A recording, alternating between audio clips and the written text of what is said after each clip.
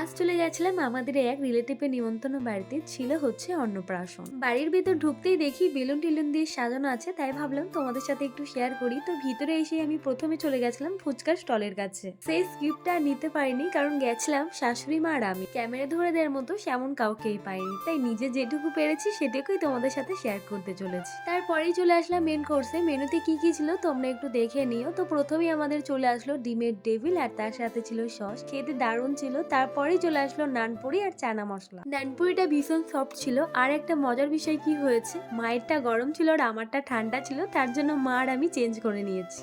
তারপরেই আমাদের প্লেটে পড়ে গেল মিক্সড ফ্রাইড রাইস, আর তার সাথে ছিল চিলি চিকেন। আমার পাতে অবশ্য হাঁড়ি পড়েছিল, কারণ আমি সলিড মাংস খুব একটা ভালোবাসি না। তারপরেই পড়ে গেছিল সাদা রাইস আর ভেজ ডাল, তার সাথে ছিল চিপস সবজি। সেই স্কিপগুলো নিতে পারিনি, কারণ আমি এডিট করার সময় দেখছি সেই স্কিপগুলো নেওয়াই হয়নি। তারপর পড়ে গেছিল কাতলা কালিয়া, আমের চাটনি, পাঁপড়, দই।